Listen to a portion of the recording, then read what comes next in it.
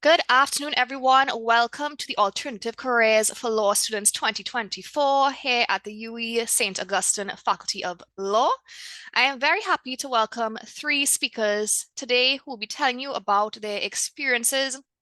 Some speakers are within the legal field, but with other things going on. We also have our very own law librarian, which I hope our students hope you are familiar with this very important person in your degrees. We'll be talking about that path. And the reason we are doing this is because we want you all to know that outside the traditional practice routes, there are other things you can do with your LLB. This is not to say we discourage people going into practice. We do a lot of training with you all about legal application and, doing both sides of the argument, anticipation. So if you do go down that route, you have those skills. But thankfully, those skills are transferable skills and there are other opportunities available to you. So what we're going to do today is I'm going to have each speaker briefly introduce themselves. And I have some set questions, but then I'm handing it over to you in the audience. So this will be really your opportunity to ask your questions. You can either ask in the chat or you can unmute your mic and ask yourself. You can indicate if it's for a specific speaker or just a general question across the board. So we're going to get right into it. So I'm going to have Caroline, if you could introduce yourself and tell us about your role, please. Hi, my name is Caroline Mair-Toby. I am an attorney at law with Mair & Company, and I'm also the founder and director of the Institute for Small Islands. So I just want to say before, hi, Emma. Thank you so much for having me. And thank you to the Faculty of Law at the University of Western St. Augustine for having me as well. I'm really excited to talk to you guys today, to talk to students, because I had all of these questions when I came out, and I was in law school, and I was like, well, how do I use this? Anyway, my name is Caroline Mair-Toby, as I said, Institute for Small Islands, Mair & Company, and I work on climate justice, human rights, Indigenous rights, and litigation. Thank you very much for that, Caroline. Can I now ask Russell for an introduction, please? Hi all. So my name is Russell Campbell. I'm an attorney at law, formerly a young professional at the World Trade Organization. I'm currently an associate at an international law firm in Geneva called Sidley Austin. Although I'm an attorney at law, I've spent most of my career working as a judicial research counsel in various forms. That was actually what I was doing at the WTO. And I have some experience as a legal officer in government. So I've been able to see three sides of practice in an institutional role in private practice, as well as in government. Very interesting, Russell. And Miss Rajah, who our students should know, but they might not know about you on the career side. They just know about you when they need to get help finding resources. But let's have an introduction, please. Sure. So hi, everybody. My name is Jolie Rajah. I'm the law librarian, or what we would call the faculty liaison librarian for the Faculty of Law at the UWI St. Augustine campus. I've been the law librarian here since 2011. So actually was with the very first cohort of students that graduated from this campus. My trajectory or career path has been different from the previous presenters in the sense that my professional posting has been librarian, and I did my law degree while working here at the University of the West Indies, but as an aid to better helping you, students and staff. Yes? Thank you for that, Jolie. I mean, doing a law degree while working is definitely no easy feat, and the fact that you did it to better help our students really shows how committed you are to this job. I always say you're the best librarian I've ever worked with, and I definitely mean that. So now that we know a bit about each of our speakers, let's hear more about your role. So Caroline, we know you are practicing currently, and of course you're working on the very important issue of climate change. So can you tell us about how did you get into this climate change work? I've kind of always been obsessed about the environment since I was a child. I weirdly got into it through literature. I always knew that I was going to do law. I did a literature degree for myself because I knew that law, you could only study law. And I was like, oh, come on, there has to be more than that. So I did post-colonial Caribbean literature for my first degree, post-colonial Caribbean, Indian, and African literature. And I kind of had to create it myself because didn't exist anywhere. It was an individualized concentration. And because of that, my mentor, who was Jamaican and he was a professor there, he encouraged other students to come to me and use the classes that I'd cobbled together. And I realized when I wrote a paper about the banana trade war, the WTO, anyway, and he's like, this is not literature. I mean, it's a good paper, but it's not literature. And I realized my calling was somewhere else. So I went into law, and I was glad that I'd found that before, because I think I would have been a bit discontented and left law had I not found out about post-colonial, theory and issues, and it kind of informed everything. And so when I always knew that I liked international law. I did international environmental law. So I did law as a first degree, which everybody thought was crazy. Like, nobody has two first degrees. Why are you doing this? People have two masters. What are you doing? But for me, it was another language that I needed to learn, a very technical language, to understand the issues. For me, I was still kind of looking at it from a researcher point of view and thinking, well, how do I talk about these issues rather than how do I work on these issues? And then when I saw climate change law, that's when I was like, whoa, this is where all of the issues of, formerly colonized countries talking to formerly colonizing countries. And I was like, I have to be there. So I, stalked and harassed a couple of research institutions. Fields was the main one, and I got an internship there, and then I became staff lawyer, and, one thing led to another. Very interesting, Caroline. So what I'm hearing is, well, first of all, you had a very interesting background on how you got inspired by engaging in this literature.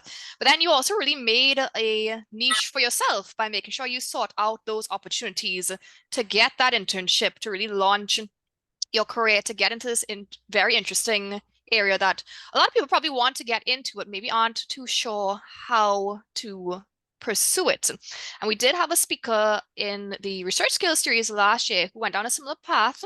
Well, not the literature path, but was practicing law and now works on policy just really by looking out for opportunities, networking, talking to people to find out, I would like to explore this area further. How do I do so? So I think it's good to remind students that things like networking, while perhaps they might seem a bit uncomfortable when you have to talk to people who you consider to be in a higher position than you are, you do need to put yourself out there sometimes to make these connections.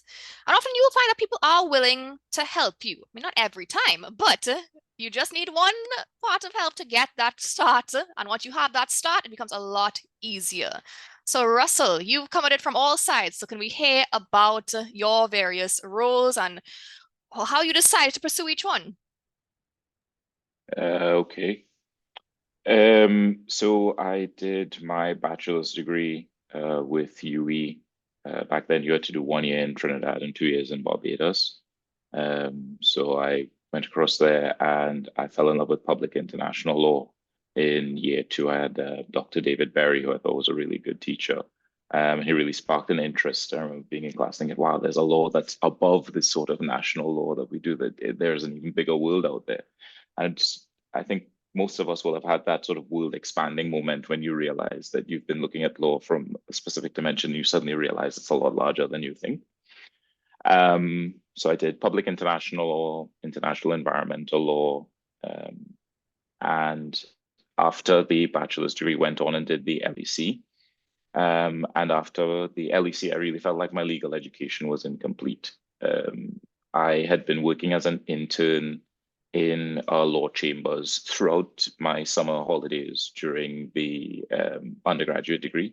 So I had a pretty good idea about how intense practice could be, and dealing particularly with like custody matters and domestic violence matters, and divorce and so on, and these really intense kind of issues. I felt like I really wasn't ready to go into practice. And I thought the perfect way to complete my legal education would be to go on to train with a judge. So back then they had the Judicial Research Assistant program, and that seemed like the perfect opportunity to complete my legal education. So I did that for 3 years. And at the end of that, my judge encouraged me to apply for a Chevening scholarship. So I got the scholarship, went to the UK and did a master's degree in international law because I'd had this interest in international law for a while. And when I came back to Trinidad, sort of had a rough landing in the sense that there weren't really any international law jobs available as soon as I came back. I'd applied to the Attorney General's office and hadn't heard back, which most of you students who are heading out into the job market will realize is sort of a rite of passage, sending your CVs out into the void with the government and taking a while to get a response back. They do eventually get back in touch with you, but it takes a while. And while I was waiting, I had a brief stint in private practice in the sense that although I wasn't going to court, I was in chambers doing sort of non-contentious things. And then I saw an ad for a role at the Ministry of Trade and Industry, and I thought, oh, trade, they're probably doing international trade. I could get an opportunity to do some international law, even if it is sort of at a regional level, because there are a number of cases involving trade that get sent to the Caribbean Court of Justice, for example. And so I applied for that role, and I got that role as a legal officer. And while at the Ministry of Trade and Industry, you're required to do mandatory professional development. And so I started doing the World Trade Organization training. And the Young Professionals program is basically meant to be sort of their finishing or practical school after you've done the complete course of WTO training and you sort of have an idea of what the organization is about. And the final level for them is to come work with them. And so I applied, was successful, and then spent a year in the legal affairs division working on cases there. So helping to write the panel reports, doing all the research that goes into writing up a panel report is effectively a judgment by the World Trade Organization's dispute settlement body. And yeah, that was the progression. And there seems to be a pipeline between the WTO Legal Affairs Division and Sidley Austin, which is a law firm that specializes in international trade and environmental regulation issues. And so I've sort of allowed myself to be pushed along that pipeline into an associateship there now. Thank you for that, Russell. So very intense start to your career, and you decided, okay, you want to continue this educational aspect. You saw an opportunity again. You looked for that opportunity to see what would be available to you. And again, we've heard things just happened one by one. So I think it's important to emphasize that you need to start somewhere, and where you start might not be where you end. In fact, a lot of people don't necessarily end where they start, and some people might prefer to have just one linear path. And I'm not saying that's not possible, it is. But this day and age, we do have to be open to different opportunities that may arise. You might not like every opportunity you get, but sometimes it can open the next door for you. But Jolie, you had a different path because you didn't come from the law background. Now you deal with us in law all the time. So you're very much immersed in it. But you know, we don't really hear about people talking about, well, how do we become librarians? And librarian is such an important role, whether it is a university librarian, in a court, in a research organization. We need good librarians. But how do you actually become a librarian? How did you go down this path? So I fell into it as well. I left secondary school not quite sure what I wanted to do, but I knew I was coming to UE, and I decided that I really love languages, and that's what I was going to focus on. So I have a degree in Spanish with a minor in communication studies, and my electives were history courses, Latin American history. When I graduated from the university, I was still unsure, and I ended up going into another program, which was a postgraduate diploma in international relations. So I really thought with the combination with international relations and languages that I was going to go into foreign affairs. So when I graduated from that program, I think I like campus too much. So I stuck around here as a research assistant to lecturers in communication studies, medical sciences, and I was also a part-time assistant lecturer, or what we would call tutor, in the communication studies program. And then a tutor in the communication studies program had gone off on scholarship with the National Library and Information System Authority, NALIS. That's the body that manages our public and other libraries in Trinidad. And she thought that he thought, because the lecturer that was coordinating the course put me in touch with her and thought that I would be a good fit for that. So it was of interest to me. Certainly, there was an opportunity to travel because the scholarship funded me for 2 years abroad. It was an opportunity to see the world. And I guess maybe I'm going to say something a little off the top, that I had a significant other who was doing a graduate degree in the States. And I thought, okay, well, why not apply? We'd be in the same country, if not the same state. So I ended up going off on scholarship with a national analysis for 2 years. And I studied in Boston at Simmons College, which is one of the very oldest library schools, or has one of the oldest library school programs in the States, and I enjoyed every bit of it.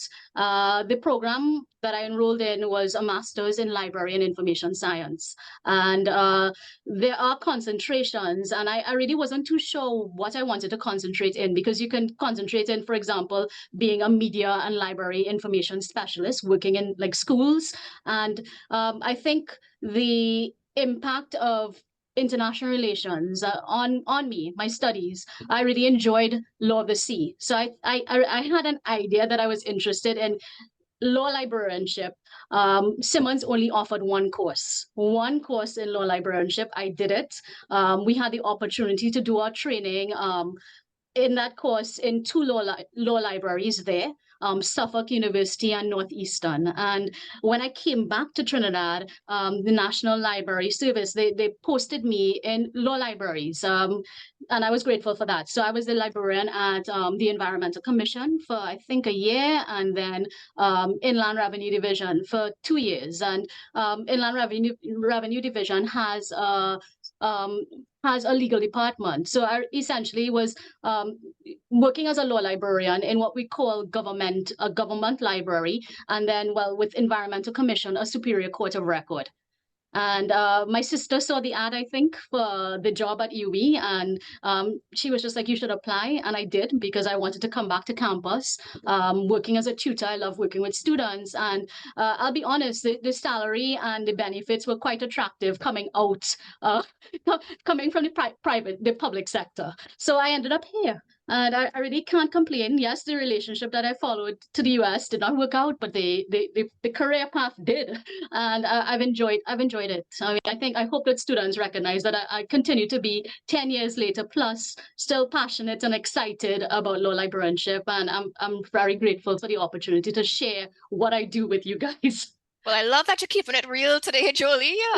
Talking about, I'm like, should I say it? But people need to follow their heart in all regards of life. In all regards, yeah, I agree. yeah. And you know what? The career has worked out, and the love life sorted itself out as well. So it's all very happy now, and we are happy to have you. But it seems you really love UWI, and you found your way back here because you made sure you got to where you wanted to be. And it's interesting because I'm sure when you started out as an undergrad, well, you said you weren't really sure what you want to do. So it's not like you actually knew this path was mapped out for you, but it has worked out really nicely because everyone can tell you're passionate about your job. I do want to emphasize to students, while I am calling Miss Rajah Jolie, you will be calling her Miss Rajah as per usual, please. Simply, if you meet our other speakers, Mr. Campbell and Miss May Toby, as a sign of respect that we are quite good at in the faculty. So we will be upholding that standard. So I'm going to head back to Caroline now. Can you tell us what you enjoy about your role? I would like to say to students, do not call me Miss May Toby. Call me Caroline. Thank you very much. All right. Once that's fine with you, that's fine with me. Like I say to my nieces, I'm not auntie. All right. So what skills helped me in my role? Can you just repeat the question? What do you enjoy about your role? But you know what? The skills question is quite relevant as well. So sure. What do I enjoy about my role? I enjoy that I can be a curmudgeonly, I can't curse here, person when I want to, because it's about aggressively defending rights. I started out, so I was working with a bunch of London NGOs. So the first one was Field Foundation for International Environmental Law and Development. And then I went, British Institute of International and Comparative Law. and then field, and then legal response international. And then I moved back to Trinidad to start the institute. And so I was working on the negotiations. I was advising small island developing states and least developed countries at the UNFCCC, the UN Framework Convention on Climate Change. And since about 2011, I've been going up to the negotiations, to the COP that you see in the news. And that was just in Dubai. So there I had to very much toe the line, very, very, very much toe the line. Now I've worked on commercial litigation. I've worked with governments, advising them, not with them, but advising them. And I can tell you that when you work with private companies, wealthy private companies, doors open, champagne flows. It's wonderful. It's exciting. You meet all these beautiful, shiny people. When you work with governments, less beautiful, shiny people, less champagne, but doors open. Lots of doors open, or more doors open, you know? When you work with indigenous peoples, no doors open. There is no champagne. They will hand you something that they made in their backyard. And, you know, it's all very, very, very humble. And do you know what? I like that the most, because everybody's really, really honest. And I don't have to worry about if I post ceasefire now on LinkedIn that, you know, nobody's going to fire me. Because indigenous peoples are all about human rights. They're not going to sit back and watch genocide happen. They're going to speak out about it. And you know what? If you are supporting us, you have to speak up about it. So I've worked on where, for example, a university will come and try to work with an indigenous group of peoples, and they will get €1 million to work on the project. And then 75 of it goes to admin, 25% of it goes to the lecturers, and nothing goes to the indigenous peoples. I'm like, hold on. No, what? How is this benefiting anybody? And I get to unleash my inner Hulk and let my rage fly. And I can, you know, it's very cathartic. I know that sounds like a strange reason to like your job, but it's extraordinarily cathartic to be able to say, this is wrong with the world. We need to fix this. And I think that being a free, well, relatively free, because I still have corporate clients, relatively free agent, that's what I love about it the most. And it's actually kind of unleashed my oratorical abilities, because I thought my strength was writing. Actually, speaking is my strength. Getting up when I know the skills, and you have to know the skill, when you have to know the details, you have to know the facts. Getting up and allowing yourself to not know what you're going to say next, and then build an argument. And at the end of it, when you've not fallen on your face and you've made a fairly decent, jab at it, you're like, whoa, who was that? Where did that come from? It's a good feeling. It's a really good feeling. So Caroline, I think you're inspiring our future advocates here, because we have reintroduced Human Rights Clinic this semester, which is a very hands-on course. During COVID, it wasn't really feasible to run it, but theatres do have the benefit of that this semester. Those of you who are interested, remember, you have to send in your essays because there's a cap on that course. But I think from hearing Caroline speak about how passionate she is about this job, you can understand that if you really want to take these things seriously, that clinic is the right place for you. And that's one of the reasons why an essay is needed. You need to show that type of passion. What is the purpose of doing this course? It's not a course you do just for passing it. It's something you do to lay a foundation to get those kind of skills to advocate for others when you enter into the world, if it is you decide that this may be a potential path for you. So Russell, several roles. What did you like about each one? Thanks.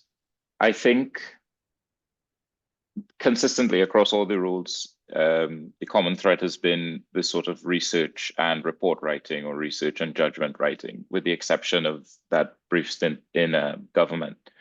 And what I like the most about being a research clerk and working with the judicial arm of things is reading the output. Sort of, once you've finished writing a judgment or writing a report or drafting a judgment, rather. And you look at it, it sort of passes through the judge, and the judge makes their changes and sort of points you in the direction where they want to go, and it's finalized and it's published. And you get to see on the other side of that, you're reading it and you see where your influence was. You get to see your ideas, where your ideas sort of shine through, or where something you wrote, where something exactly how you wrote it has been unchanged and has been published. It's sort of like I think of it as like an anchor in time. It's almost like I've left my fingerprint on a bit of jurisprudence. And I find the idea of becoming a part of history in that way, or becoming a part of the law in that way, really rewarding. I love that, Russell, because I feel similarly about research. Research is a favorite part of my job. Students, I enjoy interacting with you as well, but I really, really love research. It's the reason why I became an academic. And I do think it is very fulfilling to, do this research, have some type of outcome, make a suggestion for a change, even. Yes, I'm doing it in a different setting to you, but there's something very fulfilling about that. And I would like to also tell students, you see that part about reading it the final time before you submit it, because you're taking that pride in your work. That is not just something we tell you all to do. As you can see, this is something you need to do in real life as well. So very important. Make sure you have that pride in the work that you are submitting. And you put in that work into your research.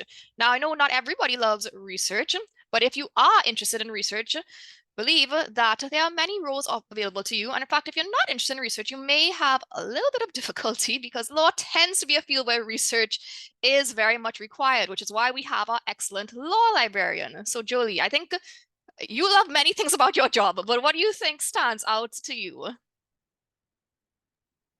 Well, okay, so I do want to dispel a myth that I still meet people who think that librarians sit down and read all day and handle books all day. So just for the benefit of the students who thinks that besides Miss coming into class, that's what I do, that's part of what I do in terms of looking for information to help you, right? So just to list some of the things that I do on a daily basis, it's reference and research assistance. So you're looking for a case, an article, a piece of legislation, and you've done your best. I ask students to try to find things first, and you can't find it, you get in touch with me. And then, of course, I'm coming into class. So I offer instructional sessions. Year one students, we would have met in legal methods, research and writing, and do the basics of locating a book, locating a journal article, demystifying a case citation. I also provide technical assistance. So I'm probably the first person that you're going to email if it is that you can't log into Lexis or VLEX. I do collection development. So I love to shop. I like to buy books. I like to buy clothes, and I get to shop on the job. So when we do have the money, I get to have input in recommending materials for addition to our collection. And I also take recommendations from lecturers and students. I work relief duty. So in order to keep the library running during the day, we are scheduled to answer our online chat service and to work late shift. So I'm not necessarily only interacting with law students. So it helps keep me fresh. I'm meeting students from all over campus, different faculties, different programs. And then, like our academics on campus, librarians are required to research, to publish, and to present. So I create research guides. I've edited a book. I've written a chapter. I'm certainly not as prolific as Dr. Perot, but I'm getting there, right? And publishing at conferences. So this job, the benefits that I enjoy, and I think Dr. Perot can attest that, is the opportunity to travel. So I've been able to visit many islands in the Caribbean and other places as well, just through attending conferences, presenting at conferences, membership and professional associations. The things that I love about the job, I think I'm excited about all of them still, knock on wood, but I do like the helping. Librarianship is a helping profession, and so is law. I like assisting people, and certainly I enjoy the I get it moment. So it's really fulfilling, especially with the year one students, to see them come in not knowing what a case citation is, have no idea how to search Lexis and VLEX, and to leave by final year and they know what that citation is. They're feeling comfortable, or relatively so, with the technologies that we offer access to, and the thrill of the chase. So it really bugs me when somebody asks for something and I cannot find it. I think that I am unrelenting, relentless, right? I try every single avenue that I could possibly think of to get that thing for you once I have enough lead time. So a lot of librarianship, everyone, is about networking. It's about making friends, keeping friends, being able to email people, whether they're local, regional, or international, to get that thing. So I don't know if I can add anything else, but it's enjoyable still. Well, Jolie, we love that travel. I mean, that's one of the we love that prick in the academic life. Yeah. But I must say you've never failed me yet. So clearly your networks are excellent because I've asked you for quite a variety of things, I think, and I know you're working very hard for me right now for one of my courses Yeah. to find even non-legal materials. So I appreciate Yes. all those efforts. Now, I know Caroline will have to go at some point. So Caroline, I'm going to ask you if you have any advice that you can share with students about finding opportunities. And students, if you have any questions for Caroline, please type them in the chat now, or you can raise your hand so that we can allow you to ask your question. Advice. Think laterally. A lot of people tend to think, in front of them. Where do they want to go? Stop. Look around. Do the smelling of the roses or whatever you want, orchids or whatever's local. And what's connected? If you go on a parallel path, will you go faster to your route? Because a lot of times the main highways are jammed. They're saturated. Everything that everybody wants to do, they're doing it. They're there already. So what tricky little path can you take around? What helps you? What side routes in Belmont can you get to? That sounds kind of bad, but for me, instead of looking, is for when I did my bar in London first, and then I came to Trinidad. Everyone there was obsessed with chambers, because I did the barrister route.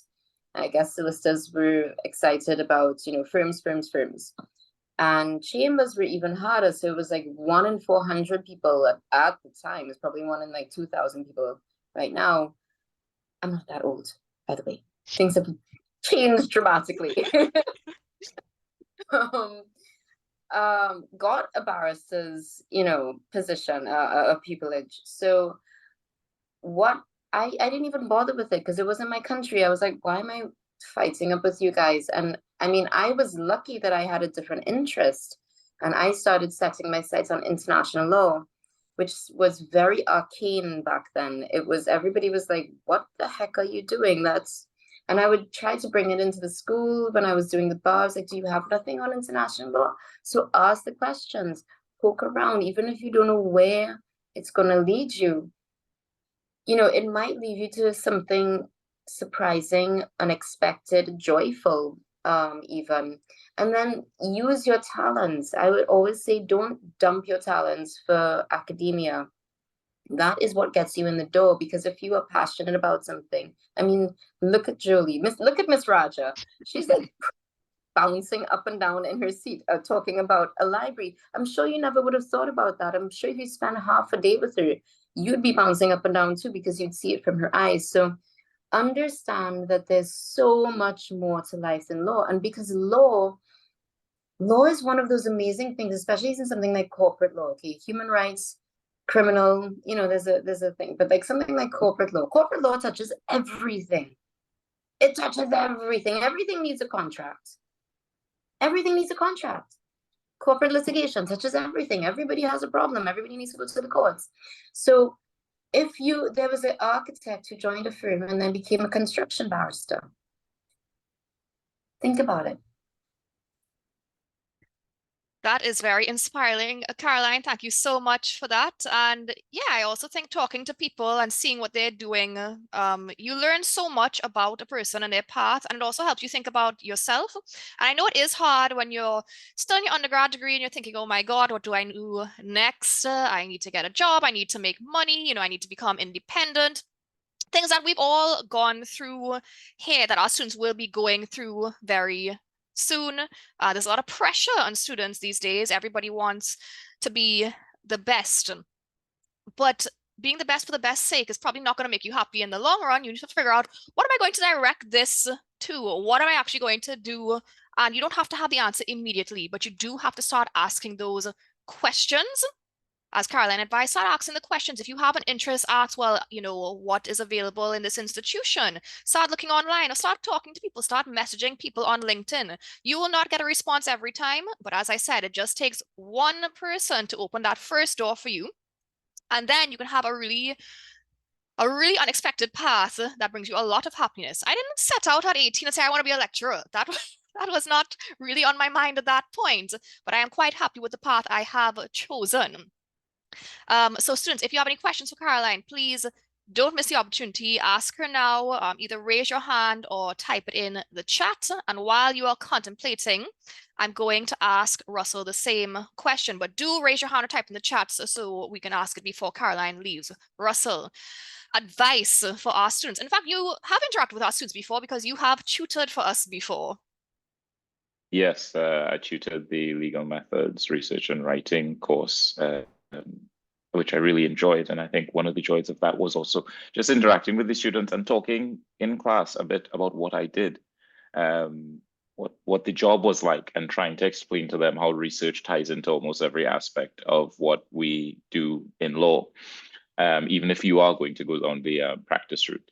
I have a two-part answer. My first bit of advice for those of you who are looking for advice on employment opportunities would be to check the Ministry of Trade and Industry website right now, because they have a vacancy for a legal research officer, and they aren't looking for someone who has an LEC. So this is just a really clear example of the kinds of roles that are available if you don't want to do the LEC and you want to go straight into use your bachelor's immediately, basically. And I think almost all government agencies, when you're looking at the legal research officer entry-level role, LEC is not required. They just need a bachelor's, and that can be a pathway if you decide you want to do the LRO.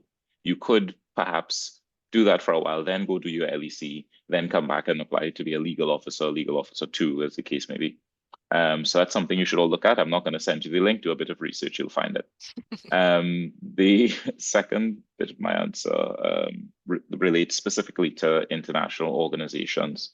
So if you're looking for work with an international organization, UN, WTO, ILO, whatever have you, it's a sort of unspoken rule that they do not do direct hires. That is to say, they will not offer you a contract if you're an unknown candidate to them. Typically, to get into an international organization, you have to do an internship. Most of these internships are unpaid, so you will be required for, or maybe they'll give you a very basic stipend that'll cover your sort of dailies, but you will be required to sort of do some financial planning and sort of cover your expenses, your living expenses, your travel expenses, and that sort of thing. But it's a rite of passage if you want to get into one of these international organizations. We can debate the ethics of it on another occasion, but that's the way in. You do an internship, and then if you are successful and you've done really well, you've done good work, you're likely to get a contract offer. In order to be competitive for an internship, you need to have a few things on your CV. You need to have mooted. You need to perhaps have had some scholarships, or you need to be doing volunteer work or working in clinics, as Dr. Perro was saying. You need to have something that makes you stand out from the other students who will all have an LLB and who will all be bright just like you. Ideally, you would have exposure to a second language. I would recommend Spanish. All of you all are in UE, so you have access to CLL. So it's something you should consider. French is really good if you're looking at working in continental Europe. And finally, on that international organization sort of employment targeting point, it's important to have an idea of what is going on in the industry.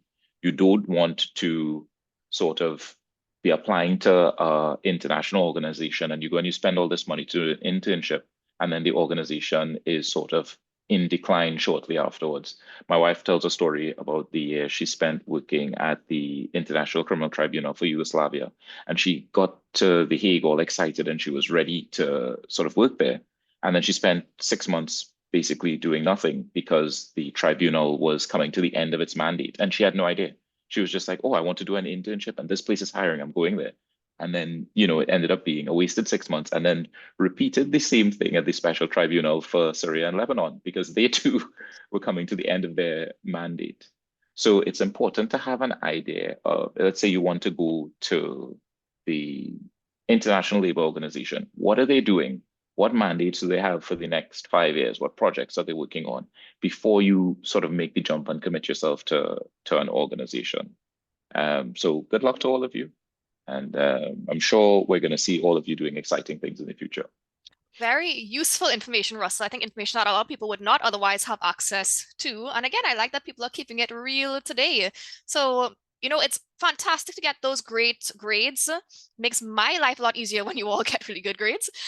But beyond that, when you're applying for jobs and opportunities, people want to see that you've done other things outside that classroom. And these international organizations, many people share this dream of working in one of these big organizations. I think it's important to know that there's a lot that goes into getting that type of job and that awareness that you need to develop. It's not simply filling out an application form. It's about a lot of strategic planning going into it. It's also good that you mentioned those positions where you don't have to have the LEC, those research positions.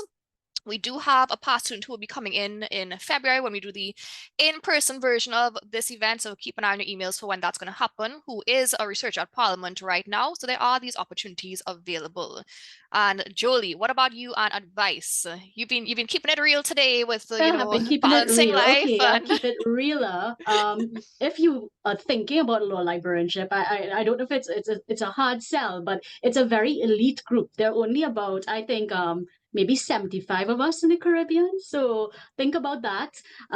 Don't be like me. Don't go into librarianship not having worked in a library at all. So I learned while I was doing my master's. I had a student assistant job, but it would be good if you have an interest in law librarianship to get that work experience. I'm giving you my experience from academic libraries, but there are law libraries, document and information centers in government, in parliament, in law firms, and so on, intergovernmental organizations. Your first degree or your bachelor's degree will not get your professional position. So if it is that you are looking to get that experience, you won't be coming in as a librarian. Quite likely it would be as a library assistant or paraprofessional, but it's still a way to get your feet wet. In order to be professional or to ascend the ranks, you really need the master's in librarianship. So in terms of qualifications in the Caribbean, the library school coming out of Mona, UWI, offers the master's in librarianship. And certainly some of my colleagues here at the University of the West Indies have done their degree online, hybrid, with the University of Aberystwyth in Wales. Okay. Now, it would also be good, I think, if it is that you are looking for qualifications to maybe seek those qualifications in a Commonwealth jurisdiction. So I'm telling you, when I did my training in library school, it was on a US system. And then I came here and had to learn everything from the ground up in terms of legal reference and research from my patrons and from my coworkers. And I mean, that's how it happens, right? But you can also hit the ground running by setting the scene well. And just be open to possibilities. Just be open to possibilities, because I would say to you, yes, you may want to go into librarianship to become a law librarian, but the baseline degree allows you to work in any other kind of library. So whether that's a public library or maybe some special library. So be open to possibilities. Now, Mr. Campbell has given you homework in terms of research, but I will give you reading. So I have the links that I think might be of interest to you, and I'm going to put it in the chat. All right, so I have some web pages about law librarianship and a chapter in a book if you're interested, and certainly I'm your resource. So you can get in touch with me. So I have had law students, current and those who have graduated, get in touch with me to say that they want to find out more about becoming a law librarian. Okay. Truly, So I'm that's it. I surprised kept that it short. you have things up in the chat. You have those resources ready to go because it's just so typical of you and your excellence. Caroline, I know you have to go, so I want to say thank you so much for speaking to us today, really kind of shining light on how you've become such an excellent advocate. And we know with the many injustices in this world, we need people like you who are going to stand up for others and who are going to do what is right. And for anyone who's interested in this type of human rights approach, tomorrow our research skills seminar is on researching transitional justice. Do check that in your email. You'll have the link. There's also a flyer on the web page, because it does kind of open doors to these post-conflict situations and how we have reconciliatory approaches to serious atrocities that have gone on in this world. We have an expert talking to us about that tomorrow. So Caroline, thank you so much for your time. I know everybody here is very busy. Russell, I do have a question for you in the chat here. If you can spare a few moments. The question is from Angelisa. Are you aware of opportunities available in international organizations for attorneys who also hold an undergrad degree in sociology? I can't think off the top of my head of any international. Oh no, here you go. Right, good. Took a second for the gears to get spinning. I think there are lots of UN organizations or sub-departments within the UN where you might find sociology undergraduate degree coupled with your LLB might be useful. Particularly those organizations that do outreach. So if you think about something like UN Women or UNICEF that deals with children, UNRWA, I sort of know them by acronyms and not entirely sure of the branches, but there are UN organizations that do lots of outreach and do social programs and sort of connecting with people who usually are in some sort of crisis. Or for instance, I imagine in the UN Development Office, for example, there would be opportunities there. If you think of in Trinidad, there's UN ECLAC. I'm not sure exactly what rules they have on offer right now, but I'm sure that they do the type of work that a sociology degree might assist you in. So perhaps start within the UN family and start drilling down as to see what the organizations do first, to see where there might be a sociology link, and then start looking for the rules from there. Thank you for that, Russell. And I have a question for all speakers from Aisha. What technical and personal skills have you all relied on to get to where you are today?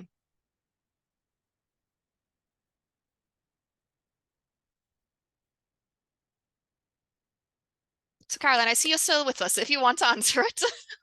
I don't want to keep you back because I know you did say you would have to go. So don't let me keep you, but if you are able to answer it. That's okay. I have a couple of minutes before traffic gets heavy there. I'm going to go and pick up my daughter. Skills. I mean, there's the usual, be dogged, be relentless, keep on going, don't take no for an answer and all that. But I want to be extra on that. Be able to be a disruptor. I think it's important if you see something that's not quite right, you just speak up, because we are in the habit of kind of letting things slide because there's somebody in the room who's going to take care of it. There's somebody who's going to be in charge. When you become a profession, you realize that no one's in charge. Everyone is on a ship full of rats, and all the rats are, scrambling and killing each other to get up onto the sail, right? So speak up. I keep on making Russell laugh, eh? But seriously, speak up. I just worked on a ICJ matter. It was an amicus curiae on climate change and migration, and I didn't actually. I think I was supposed to be one of the people that they were talking to and getting information from, and I was kind of listening, and I was like, wait. I don't understand what this is about. Why are we here? This is a busy day. What are you doing? What information are you trying to get? I'm seeing Haitian people here. Like, what's going on? Like, I don't understand. And I said more than that because there was somebody who didn't quite understand some issue. And I don't want to go into all the detail because I have to wrap up quickly. But I was worried, and I think I had had a good reason to be worried that there was going to be some sort of exploitation of the people who were being questioned, right? And when I hear things about intellectual property being revealed, especially in these issues, I'm not always rude. Let me just put that there. I'm usually quite polite, but there's some times when you have to put being circumspect to the side, and with your professional expertise and your knowledge behind you, speak up and disrupt the scenes. And I think that actually having that confidence, and you have to do it very, very carefully, very, very carefully, having that confidence can make people notice you. So what I suppose I'm really seeing is not be disruptive and be outlandish like yours truly. What I'm seeing is have confidence. Have the confidence level to make you be that level of disruptive, even if you choose not to be. Thank you. Thank you so much for that, Caroline. Russell, personal and technical skills.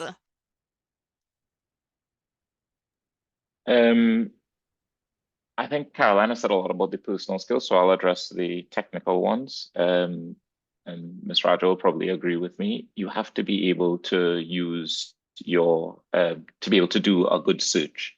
Like you're not always going to be able to go to the librarian and get help. So learning, for example, how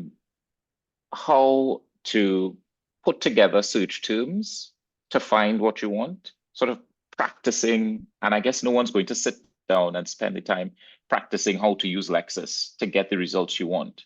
They do sort of professional development as you go along, but the platforms that you use, it's worth spending a bit of time becoming proficient in them. It's not that you don't want to wait until you are under time pressure to find something to learn how to find it. It's worth it putting in a bit of effort. It's worth putting in a bit of effort to become competent at your search. And a thing that we all take for granted, I understand that these students don't use Microsoft Word anymore. They all use Google Docs and these sorts of platforms. But for the longest while, I've been walking around putting on my CV that I am proficient in the Microsoft Office suite, because I did a word processing course many years ago, and I know how to turn on Word and save a document and export a PDF. But there is so much so it's capacity or capability in these word processing and these Office suites that we just don't tap.